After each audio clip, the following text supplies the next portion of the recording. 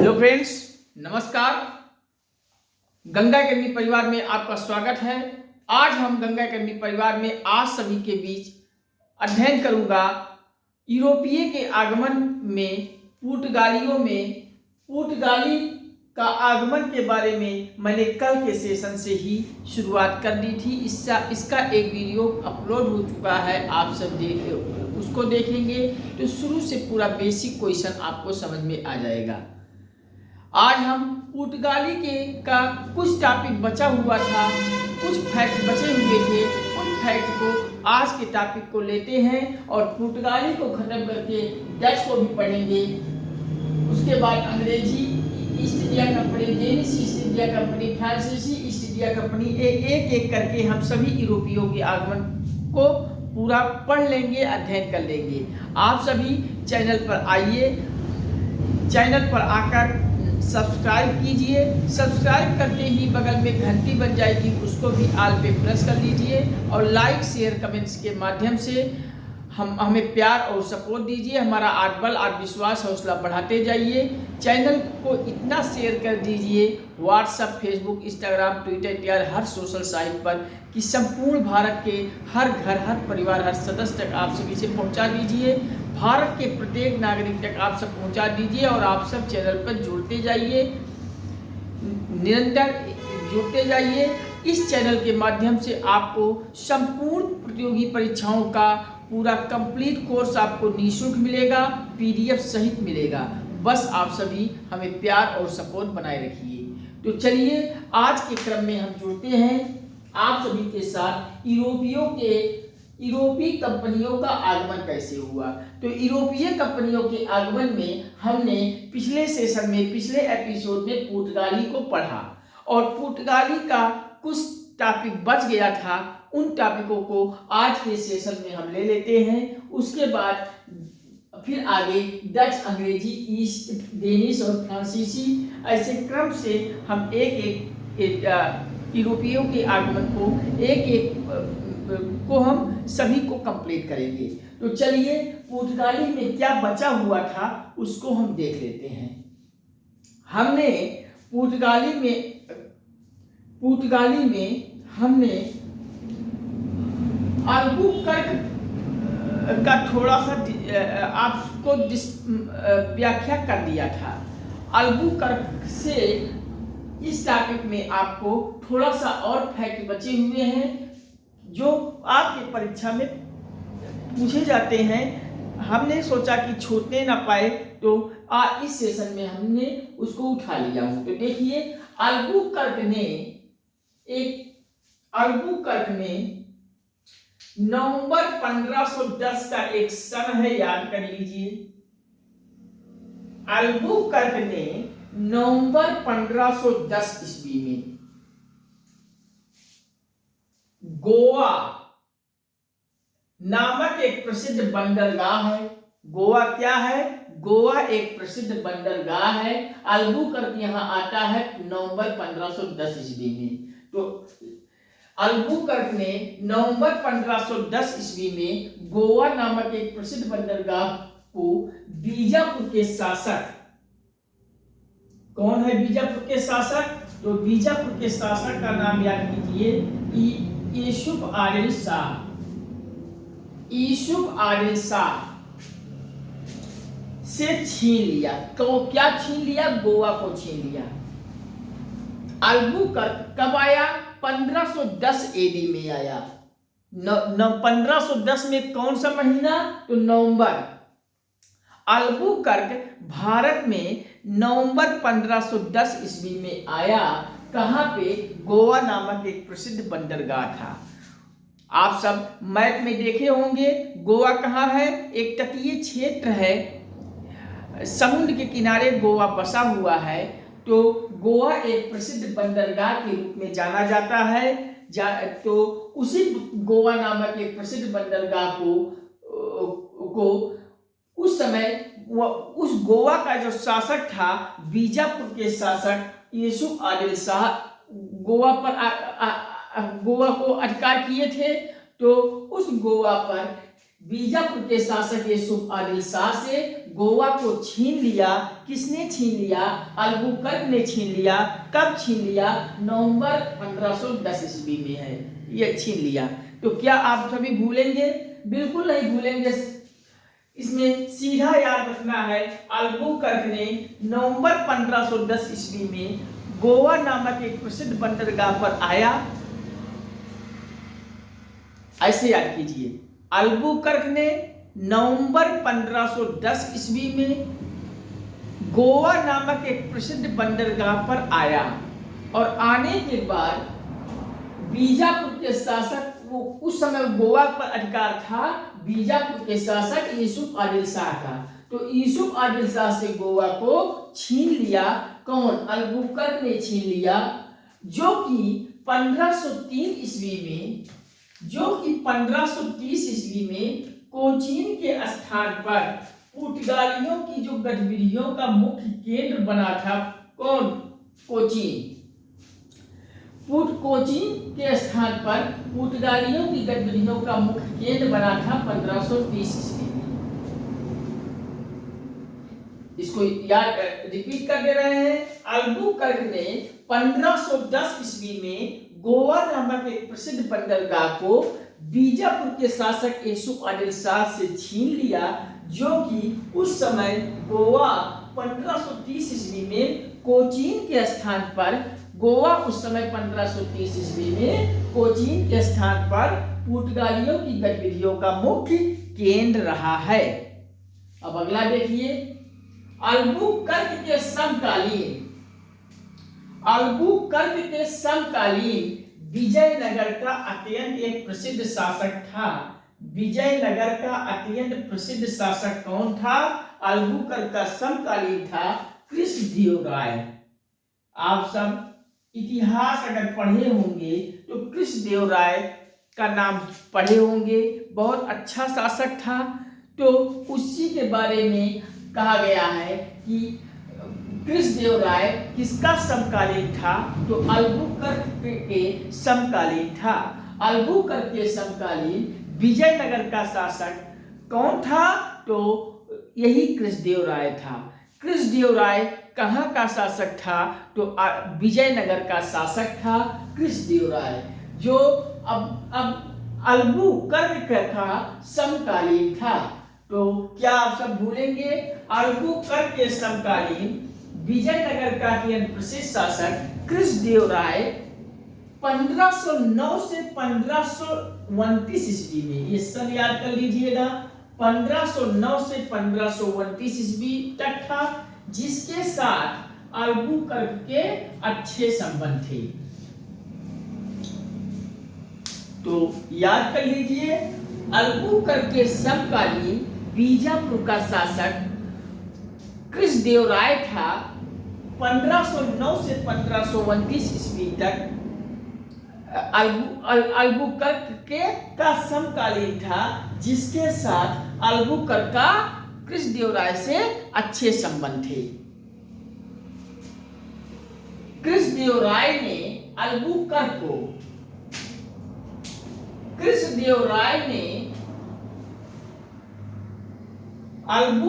को भटकल नामक एक स्थान आता है, याद कर लीजिए, क्योंकि ये सारे फैक्ट हैं कि इन फैक्टों में से कहीं से भी क्वेश्चन उठा सकता है। इस नाते एक एक फैक्ट को बड़े ध्यान से सुन लीजिए, देख लीजिए, जिससे परीक्षा में कभी गलत ना होने पाए क्वेश्चन। तो कृष्णदेवराय ने अल्बुकर्क को भटकल नामक एक स्थान आ जाता है, वहां भटकल में किले निर्माण में स्वतंत्रता प्रदान कर दी। इसके लिए प्रसिद्ध पुर्तगाली एक यात्री आता है, यात्री का नाम याद कर लीजिए, डोमिंगो पायस। ये डोमिंगो पायस ने कृष्णदेवराय की भूरी भूरी प्रशंसा की थी, मतलब बहुत बड़ी प्रशंसा की थी। इसकी प्रशंसा किया था कृष्णदेवराय की कौन? Domingo Paes. डोमिंगो पायस कौन था? पुर्तगाली यात्री था। तो एक बार फिर से याद कीजिए, कृष्णदेवराय ने अल्बुकर्क को भटकल नामक एक स्थान में किले निर्माण की स्वतंत्रता प्रदान कर दी थी। इसके लिए एक प्रसिद्ध पुर्तगाली यात्री डोमिंगो पायस ने कृष्णदेवराय की भूरी भूरी प्रशंसा की है। अगला देखिए, अल्बुकर्क ने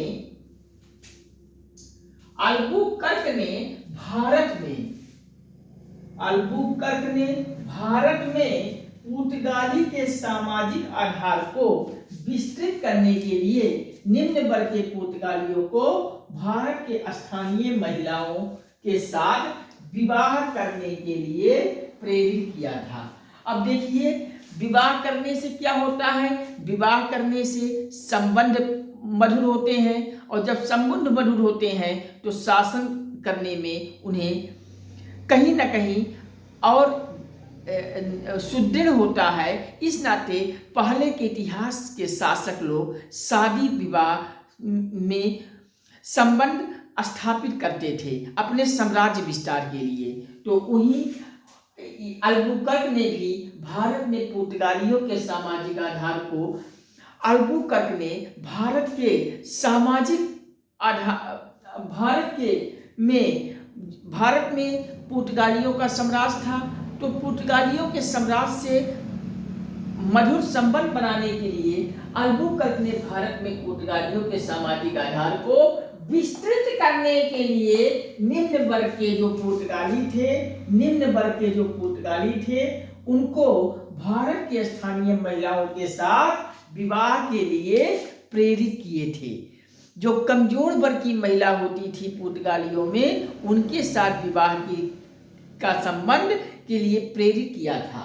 तो याद कर लीजिए, अल्बुकर्क ने भारत में पुर्तगालियों के सामाजिक आधार को बहुत विस्तृत करने के लिए निम्न वर्ग की जो पुर्तगाली थी उनको भारत के जो स्थानीय महिलाएं थी उनके साथ विवाह के लिए प्रेरित किया था। किसने? अल्बुकर्क ने। अब अल्बुकर्क ने सती प्रथा एक है, अल्बुकर्क ने सती प्रथा को भी प्रतिबंधित करने का प्रयास किया था। सती प्रथा क्या है? जब आप मध्यकालीन इतिहास पढ़ोगे तो वहां मुस्लिम आक्रमणकारियों के समय आप एक सती प्रथा के बारे में वहां डिटेल से पढ़ोगे। सती प्रथा क्या होता है? जब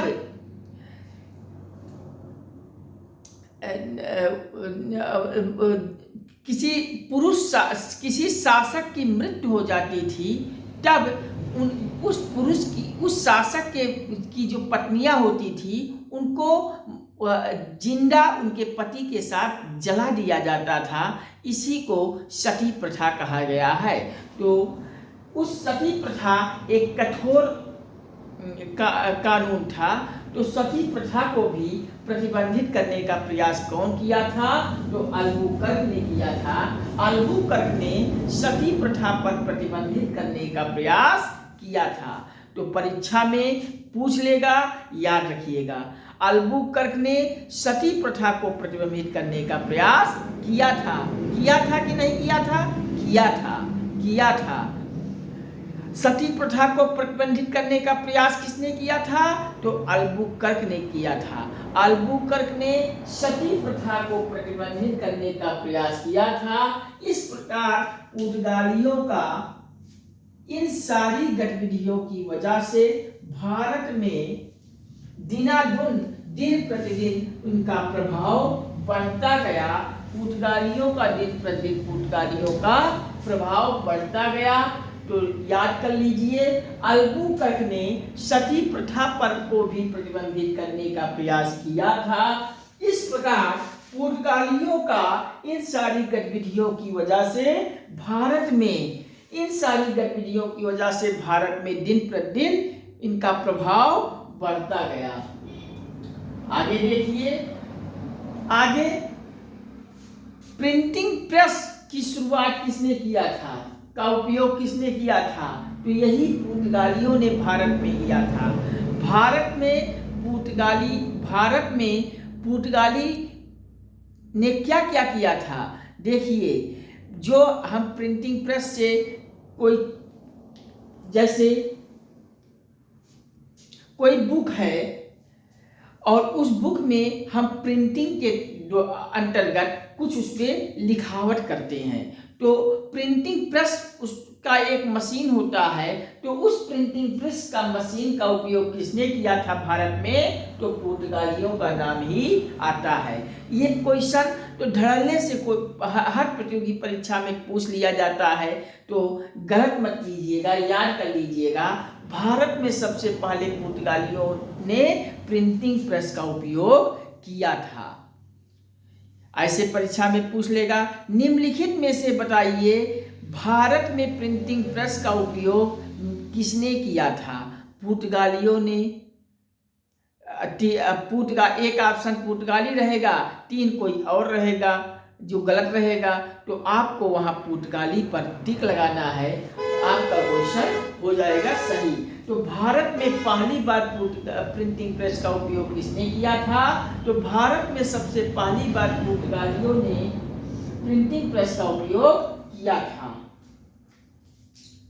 पुर्तगालियों ने सबसे पहली बार भारत में प्रिंटिंग प्रेस का उपयोग किया था।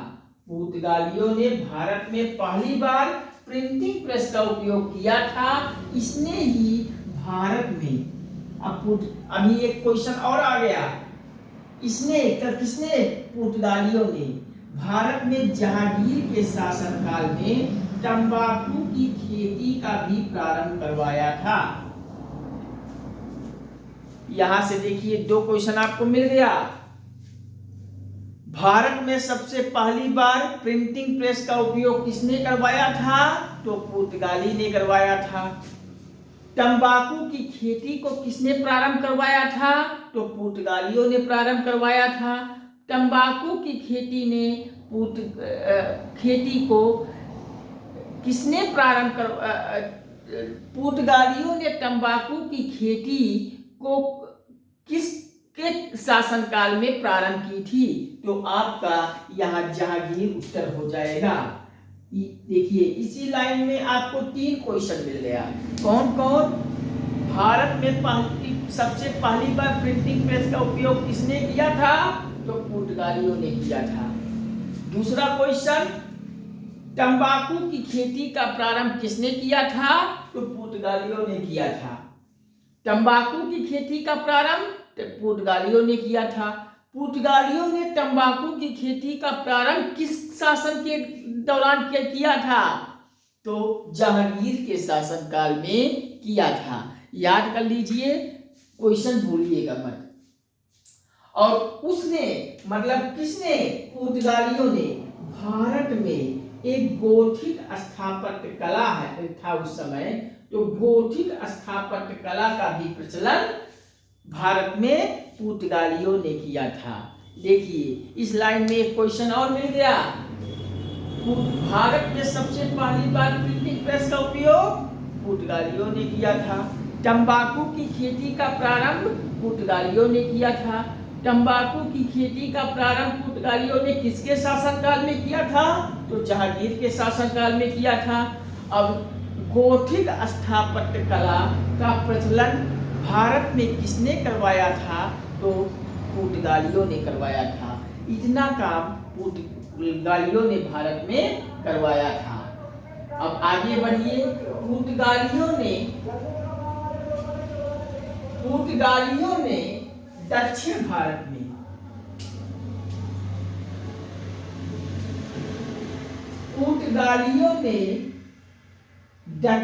भारत में पहली बार गोला बारूद का उपयोग किया था और जहाज निर्माण उद्योग की भी शुरुआत किया था। इसने पुर्तगालियों ने। अब क्वेश्चन पूछ लेगा कि दक्षिण भारत में सबसे पहली बार गोला बारूद का उपयोग किसने करवाया था? तो पुर्तगालियों ने करवाया था। दक्षिण भारत में यहां मैं आपको, जैसे ये आपको मैप है, ये मैप है, ये आपको उत्तर भारत है, नॉर्थ इंडिया है, और ये आपका साउथ इंडिया है, मतलब दक्षिण भारत है, दक्षिण भारत। तो ये दक्षिण भारत में पहली बार गोला बारूद का उपयोग यहाँ किसने करवाया था?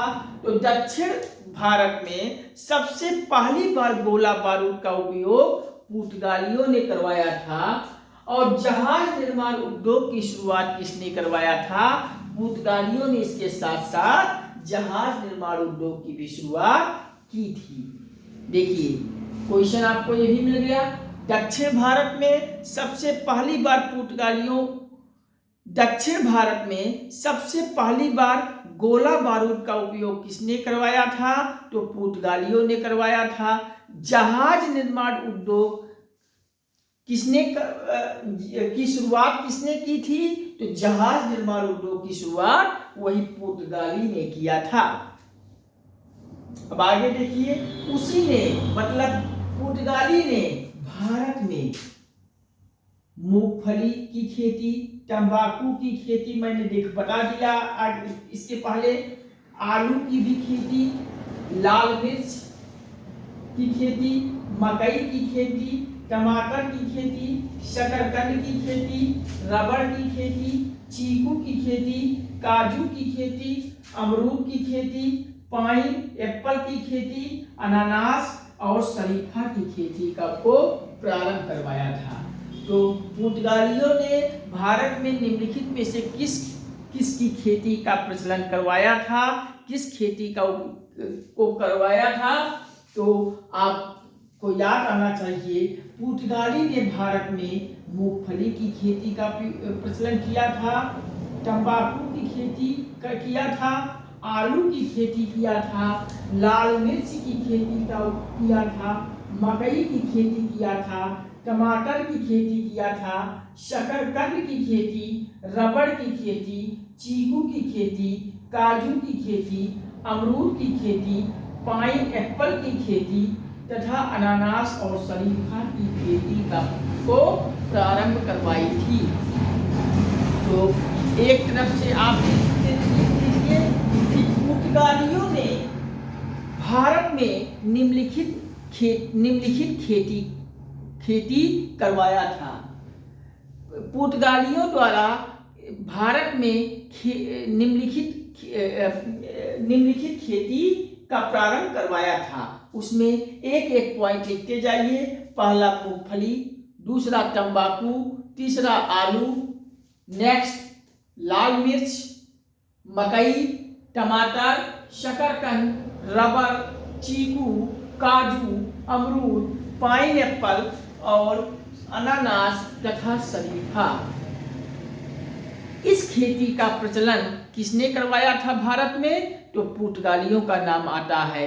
आपसे कोई पूछे कि भारत में मूंगफली की खेती कहां से हमें मिला है? तो पुर्तगालियों ने हमें सिखाया है। तंबाकू पुर्तगालियों ने सिखाया है, आलू पुर्तगालियों ने सिखाया है, लाल मिर्च, मकई, टमाटर, शकरकंद, रबड़, चीकू, काजू, अमरूद, पाइनएप्पल, अनानास और शरीफा, इन सब खेती को भारत में किसने सर्वप्रथम करवाया था? तो पुर्तगालियों ने करवाया था। और पुर्तगाली हम सभी को सिखा के चले गए और हम सभी उन्हीं के आधार पर भारत में खेती करते हैं। तो आपको क्या भूलेंगे? नहीं सर, नहीं भूलेंगे, याद कर लीजिए। पुर्तगालियों ने दक्षिण भारत में पहली बार गोला बारूद का उपयोग करवाया था। पुर्तगालियों ने दक्षिण भारत में पहली बार गोला बारूद का उपयोग किया था और जहाज निर्माण उद्योग की भी शुरुआत पुर्तगालियों ने की थी। पुर्तगालियों ने भारत में मूंगफली, तंबाकू, आलू, लाल मिर्च, मकई, टमाटर, शकरकंद, रबड़, चीकू, काजू, अमरूद, पाइनएप्पल, अनानास और शरीफा की खेती पुर्तगालियों ने भारत में प्रारंभ करवाई थी। एक एक को याद कर लीजिएगा। इनमें से कोई एक को आपके परीक्षा में आना ही है। कभी आप परीक्षा देने जाएंगे तो पूछ लेगा कि अनानास की खेती भारत में किसने प्रारंभ करवाई थी? पुर्तगालियों ने। कभी रबड़ को पूछ लेगा, तो कभी मकई को, कभी लाल मिर्च को, तो कभी मूंगफली तंबाकू आदि। इस प्रकार से क्वेश्चन पूछ लेगा। तो आपको लिख लीजिए कि भारत में पुर्तगालियों द्वारा खेती सर्वप्रथम करवाई थी। एक एक को लिख लीजिए। पहला मूंगफली, तंबाकू, आलू, लाल मिर्च, मकई, टमाटर की खेती को भी पुर्तगालियों ने भारत में प्रारंभ की थी। शकरकंद, रबड़, चीकू, काजू, अमरूद, पाइनएप्पल, अनानास और शरीफा, इन सभी की खेती को पुर्तगालियों ने भारत में प्रारंभ करवाई थी। ये आपको इतना मैंने बताया पुर्तगालियों के बारे में। क्या आपको भूलेगा? नहीं सर, यह बिल्कुल याद रहेगा, भूलेंगे नहीं। वीडियोस को 2-4 बार देख लीजिएगा और 2-4 बार देख के आप सब अपनी तैयारी को बेहतर कीजिए। कहीं कोई कंफ्यूजन होती है कमेंट कीजिए, हम तो आपके साथ है ही। पुनः भी बात बताएंगे, फिर मुझे वीडियो बनाना पड़ेगा और क्या होगा। इस नाते 2-4 बार लगातार वीडियोस को देखिए और वीडियोस को देखकर हर पॉइंट को लिख लीजिए, समझ लीजिए। 2-4 बार लगातार देख लेंगे तो अपने आप दिमाग में सेट हो जाएगा। तो ये कल के सेशन में मैंने आपको पुर्तगाली को शुरुआत किया था, कुछ पॉइंट वहाँ बच गया था, तो ये मैं इस टॉपिक में, इस एपिसोड में आज ले लिया। अब आपको कोई भी परीक्षा देने जाएंगे तो पुर्तगाली से संबंधित कोई भी क्वेश्चन आपको छूटेगा नहीं। पुर्तगाली से संबंधित जहाँ जहाँ से क्वेश्चन प्रतियोगी परीक्षाओं में पूछे जाते हैं, हमने सब कुछ आपको फैक्ट यहाँ पे कंप्लीट करवा दिया। अब पुर्तगाली को खत्म करने के बाद अब आते हैं डच ईस्ट इंडिया कंपनी। तो एक बार रिकॉल करने कहिए, चलिए रिकॉल कर दे रहे हैं। अल्बुकर्क ने 1510 ईस्वी में, हमारा रिकॉल कराने का उद्देश्य है आप सभी को याद कराना। तो मेरे साथ आप सभी ध्यान से सुनते जाएंगे, आपको अपने आप याद हो जाएगा। तो अल्बुकर्क ने, और प्लीज आप सभी चैनल को सब्सक्राइब कर दीजिए भाई। आपका सब्सक्राइब करने में पैसा नहीं लगेगा, थोड़ा हमें मोटिवेशन हो जाता है। तो सब्सक्राइब करने में कंजूसी मत कीजिए मेरे डियर फ्रेंड्स। आपको प्रणाम है। आप सभी चैनल को सब्सक्राइब करके बगल में घंटी को ऑल पे प्रेस कर लीजिए और लाइक शेयर कमेंट के माध्यम से हमारा आत्मबल, आत्मविश्वास, हौसला बढ़ाते जाइए, प्यार और सपोर्ट देते जाइए। चैनल को इतना शेयर कर दीजिए व्हाट्सएप, फेसबुक, इंस्टाग्राम, ट्विटर इत्यादि हर सोशल साइट पे कि संपूर्ण भारत के हर एक नागरिक, संपूर्ण भारत के हर घर, हर परिवार, हर सदस्य तक पहुंच जाए। हर एक भाई बहन तक, हर माता पिता, अभिभावकों तक पहुंचा दीजिए और आप सब सब्सक्राइब कर लीजिए। प्लीज़ इतना कर लीजिए। इतना करने, सब्सक्राइब करने में आपका पैसा नहीं कटेगा, प्लीज़ कर लीजिए। तो अल्बुकर्क ने नवंबर 1510 ईस्वी में गोवा नामक एक प्रसिद्ध बंदरगाह था। उस बंदरगाह पर उस समय बीजापुर के शासक यूसुफ आदिल शाह का शासन था। तो यूसुफ आदिल शाह से छीन लिया था अल्बुकर्क ने, जो कि 1530 ईस्वी में कोचीन के स्थान पर यही गोवा पुर्तगालियों की गतिविधियों का मुख्य केंद्र था। अगला देखिए, अल्बुकर्क के समकालीन विजयनगर का अत्यंत प्रसिद्ध शासक था कृष्णदेवराय। कब से कब तक? 1509 से 1529 तक था, जिसके साथ अल्बुकर्क के संबंध अच्छे थे। अब अल्बुकर्क का जब संबंध अच्छे थे तो कृष्णदेवराय ने अल्बुकर्क को एक स्थान, भटकल नामक स्थान में किले निर्माण की स्वतंत्रताएं प्रदान कर दिया। इसके लिए प्रसिद्ध पुर्तगाली एक यात्री डोमिंगो पायस आता है। डोमिंगो पायस ने कृष्णदेवराय की भूरी प्रशंसा की थी, मतलब बहुत प्रशंसा किया था। कौन? यही डोमिंगो पायस ने। किसकी? कृष्णदेवराय की बहुत प्रशंसा किया था। तो कृष्णदेवराय की प्रशंसा कौन किया था? अल्बुकर्क के समय में पुर्तगाली यात्री डोमिंगो पायस ने। याद रखिएगा, अल्बुकर्क ने भारत में पुर्तगालियों की सामाजिक आधार को विस्तृत करने के लिए निम्न वर्ग की जो वहाँ उस समय महिलाएं हुआ करती थी, निम्न वर्ग के पुर्तगालियों को भारत की जो स्थानीय महिलाएं थी उनके साथ विवाह को लेकर प्रेरित किया गया। अल्बुकर्क ने भारत में पुर्तगालियों के सामाजिक आधार को विस्तृत करने के लिए, मजबूत करने के लिए निम्न वर्ग के जो पुर्तगाली थे, कमजोर तबके के जो पुर्तगाली थे, उनके साथ भारत की स्थानीय महिलाओं के साथ विवाह को प्रेरित किया गया। अल्बुकर्क ने सती प्रथा को भी प्रतिबंधित किया था। सती प्रथा को भी प्रतिबंधित करने का काम अल्बुकर्क ने किया था। इस प्रकार पुर्तगालियों का इन सारी गतिविधियों की वजह से भारत में दिन प्रतिदिन प्रभाव इनका पुर्तगालियों का बढ़ता गया और पुर्तगालियों ने ही भारत में पहली बार प्रिंटिंग प्रेस की भी उपयोग किया था। पुर्तगालियों ने भारत में सबसे पहले प्रिंटिंग प्रेस का उपयोग किया था। इसने ही भारत में जहांगीर के शासनकाल में तंबाकू की खेती को भी प्रारंभ करवाया था। कौन? पुर्तगालियों ने भारत में एक स्थापत्य कला का प्रचलन करवाया था। उस स्थापत्य कला का नाम याद कर लीजिए, गोथिक स्थापत्य कला। तो गोथिक स्थापत्य कला का प्रचलन भारत में किसने करवाया था? पुर्तगाली ने करवाया था। तंबाकू की खेती का प्रचलन किसने करवाया था? पुर्तगालियों ने करवाया था भारत में। किसके शासनकाल में? जहांगीर के शासनकाल में। और प्रिंटिंग प्रेस का उपयोग पहली बार किसने करवाया था? तो पुर्तगालियों ने करवाया था। अब पुर्तगालियों ने दक्षिण भारत में सबसे पहली बार गोला बारूद का भी उपयोग किया था। जो हम दीपावली के समय में गोला बारूद जैसे पटाखों का इस्तेमाल करते थे, फोड़ते थे, वो गोला बारूद का उपयोग दक्षिण भारत में पुर्तगालियों से हमें ज्ञान हुआ है। पुर्तगालियों ने दक्षिण भारत में सबसे पहली बार गोला बारूद का उपयोग किया है। इसके साथ ही साथ जहाज निर्माण उद्योग की भी शुरुआत पुर्तगालियों ने करवाई थी भारत में।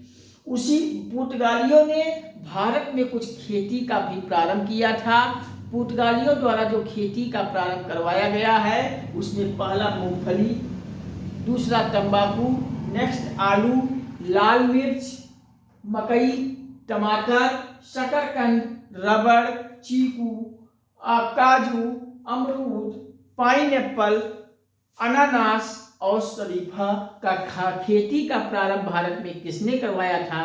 तो पुर्तगाली। याद रखेंगे? जी सर, याद रहेगा, भूलेंगे नहीं। तो अब मैंने बता दिया यहाँ तक पुर्तगालियों के बारे में। अब नेक्स्ट हेडिंग डालिए, Dutch east India company. Dutch east India company में क्या है फैक्ट, कौन से फैक्ट परीक्षा में पूछे जाते हैं, उसको अब हम डिस्कस करने चल रहे हैं। तो चलिए हेडिंग डालिए, डच ईस्ट इंडिया कंपनी। थोड़ा सा हम जल पी लें, आप सब हेडिंग डालिए, Dutch east India company. Dutch east India company क्या है, इनके बारे में परीक्षा में क्वेश्चन कैसे पूछे जाते हैं, तो चलिए हम डिस्कस करते हैं। पुर्तगालियों के बाद पुर्तगाली जब भारत से चले गए तो उसके बाद भारत में यूरोपियों के आगमन के क्रम में आते हैं डच। आपकी परीक्षा में अगर पूछा जाए कि पुर्तगालियों के बाद भारत में यूरोपियों के क्रम में कौन आया, तो क्रम को याद रखिएगा। सबसे पहले यूरोपियों के आगमन में पुर्तगाली आए भारत में, फिर डच आए, फिर अंग्रेजी आया, फिर डेनिश आया, फिर फ्रांसीसी आया। तो पुर्तगालियों के बाद भारत में जिस यूरोपीय कंपनियों का आगमन होता है वह था डच ईस्ट इंडिया कंपनी। तो मेरे प्यारे बच्चों, भूलिएगा मत, पुर्तगालियों के बाद भारत में जिस यूरोपीय कंपनियों का आगमन होता है वह था डच ईस्ट इंडिया कंपनी। पुर्तगालियों के बाद भारत में जिस यूरोपीय कंपनियों का आगमन होता है वे कौन थे? तो डच ईस्ट इंडिया कंपनी थे। डच ईस्ट इंडिया कंपनी पुर्तगालियों के बाद भारत में आए थे। डच कहाँ के निवासियों को कहा जाता है? तो डच हॉलैंड और नीदरलैंड के जो निवासी होते थे उनको डच कहा जाता था। तो हॉलैंड और नीदरलैंड के निवासियों को डच कहा जाता है। हॉलैंड और नीदरलैंड के निवासियों को डच कहा गया है। तो हॉलैंड और नीदरलैंड के निवासियों को क्या कहा जाता है? तो डच कहा जाता है। डच की राजधानी कहाँ थी? तो याद रखिएगा एम्स्टर्डम और मुद्रा गिल्डर। एम्स्टर्डम और मुद्रा गिल्डर ये डच की राजधानी थी। दोनों नाम याद कर लीजिएगा, एम्स्टर्डम और मुद्रा गिल्डर डच की राजधानी थी। डच कंपनी की स्थापना कब होती है? तो डच कंपनी की स्थापना 1602 ईस्वी में की गई थी। डच कंपनी की स्थापना कब हुआ था? तो डच कंपनी की स्थापना 1602 ईस्वी में की गई थी। 1602 ईस्वी सन याद रखिएगा, आपसे परीक्षा में पूछ लेता है। छोटा सा क्वेश्चन है, बहुत हल्का क्वेश्चन है और ये क्वेश्चन गलत होने के बाद दुख होती है इसे क्वेश्चन। इस नाते परीक्षा में पूछ ले कि डच कंपनी की स्थापना कब की गई थी? तो 1602 याद रखिएगा, 1602 में डच कंपनी की स्थापना की गई थी। डच कंपनी को डच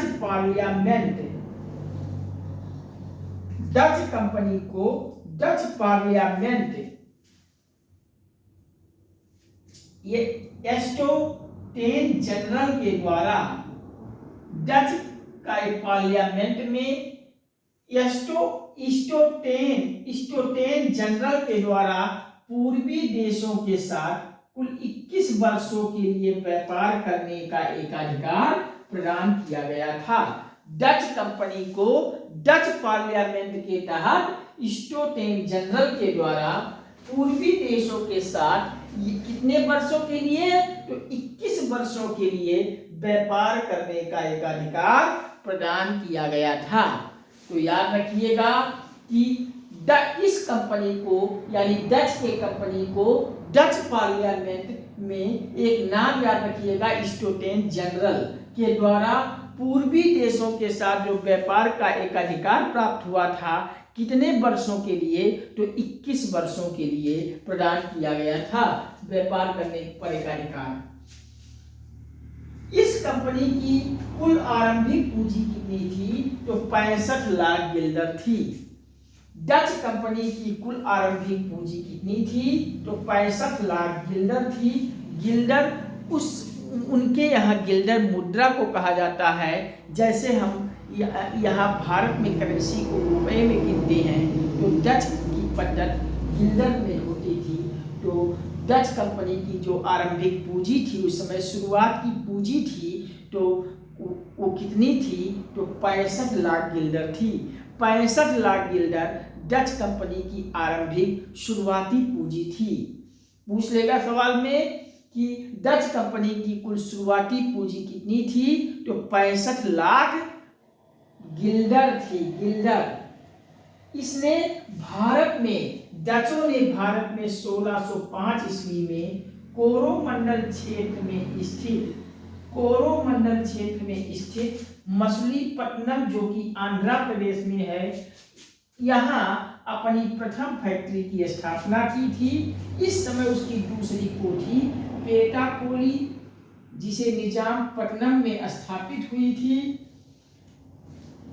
तो याद कीजिएगा 1605 ईस्वी में डचों ने कोरोमंडल तट, ज्योग्राफी में हम कोरोमंडल तट को पढ़ेंगे, नीचे दक्षिण भारत के तरफ आपको तमिलनाडु के पास कोरोमंडल तट हम पढ़ाएंगे।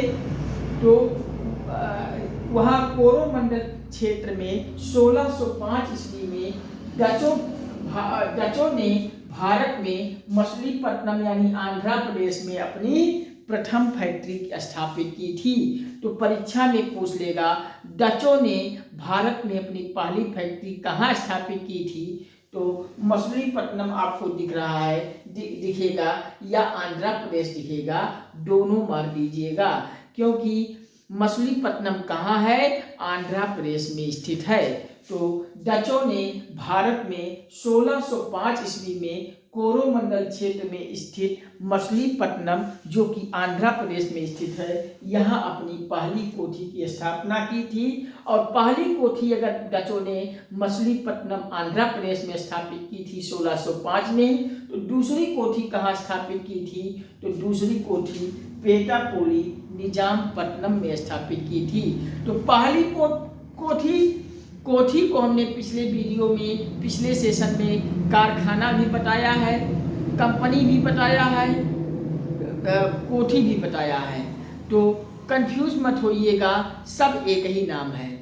तो डचों ने अपनी पहली फैक्ट्री कहाँ स्थापित की थी, मछलीपट्टनम आंध्र प्रदेश में। कब, 1605 ईस्वी में। और डचों ने पहली कोठी मछलीपट्टनम में स्थापित की आंध्र प्रदेश में। तो दूसरी कोठी पेटापोली जो कि निजामपट्टनम में है, पेटापोली निजामपट्टनम में डचों ने अपनी दूसरी कोठी स्थापित की थी।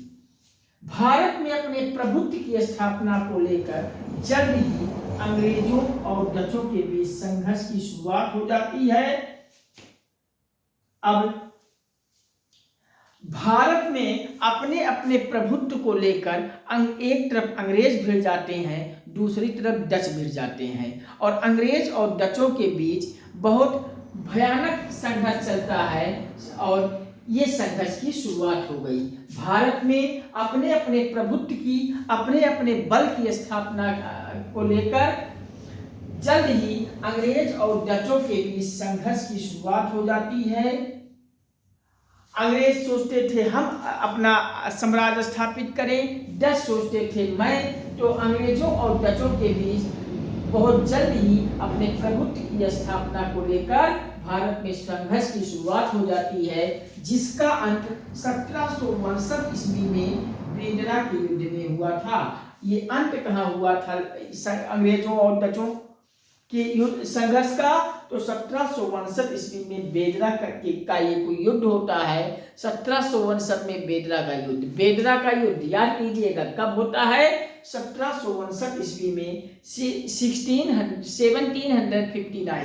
1759 ईस्वी में इस बेदरा के युद्ध में अंग्रेजों और डचों के युद्ध का अंत होता है, जिसमें कर्नल फोर्ड के नेतृत्व में, एक नाम याद कीजिएगा, कर्नल फोर्ड के नेतृत्व में अंग्रेजों ने डचों को निर्णायक रूप से पराजित कर दिया था।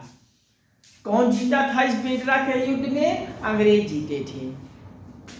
किसके नेतृत्व में, कर्नल फोर्ड के नेतृत्व में।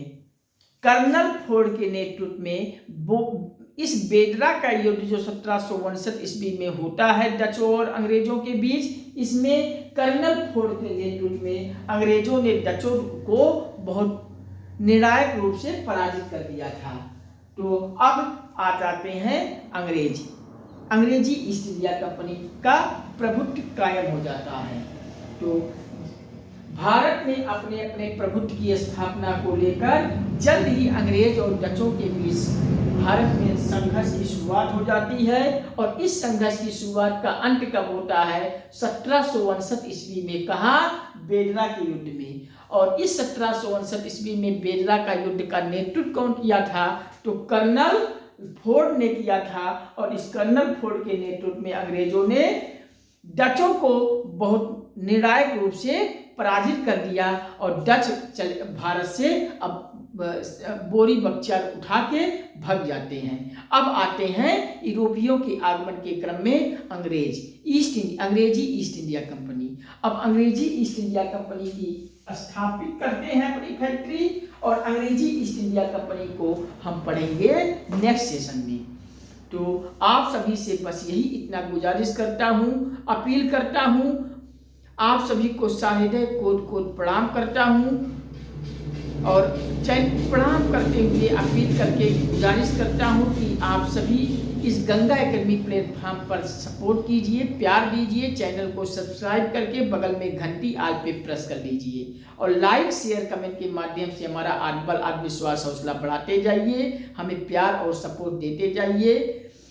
चैनल को इतना शेयर कर दीजिए, व्हाट्सएप, फेसबुक, इंस्टाग्राम, ट्विटर यार हर सोशल साइटों के ग्रुपों पे पूरा शेयर कर डालिए कि संपूर्ण भारत के हर एक नागरिक तक, हर घर, हर परिवार, हर सदस्य तक फैला दीजिए, और आप सब निरंतर जुड़ते जाइए और हमें प्यार और सपोर्ट देते जाइए। निश्चित रूप से आपको संपूर्ण भारत के हर कोई भी प्रतियोगी परीक्षाओं की तैयारी के लिए कोई कठिनाई नहीं होने पाएगी। बस आप सभी हमारा साथ दीजिए और चैनल पर प्यार और सपोर्ट दीजिए, चैनल को सब्सक्राइब कीजिए।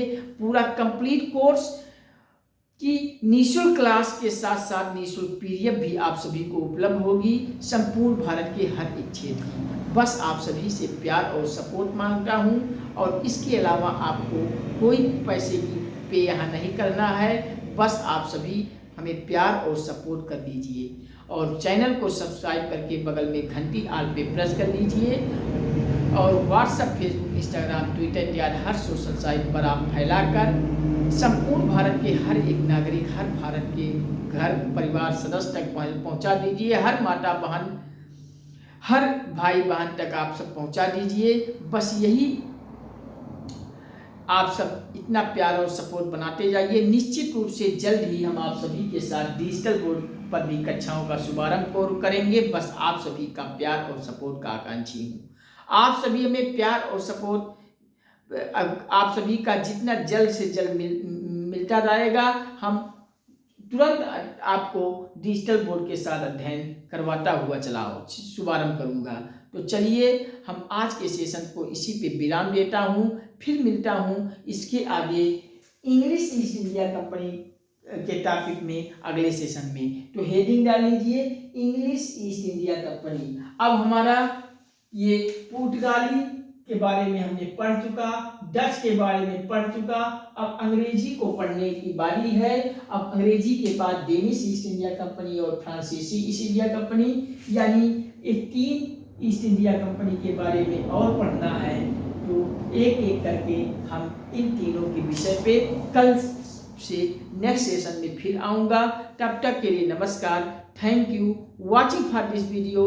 जय हिंद, वंदे मातरम, जय श्री राम, राधे राधे बच्चों, हर हर महादेव, हर हर गंगे, हर हर गंगे, जय हिंद, जय भारत, जय श्री राम, राधे राधे बच्चों, बाबा,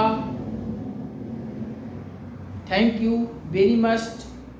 आप सभी को, आप सभी चैनल को सब्सक्राइब जरूर कर लीजिएगा। Thank you, Baba.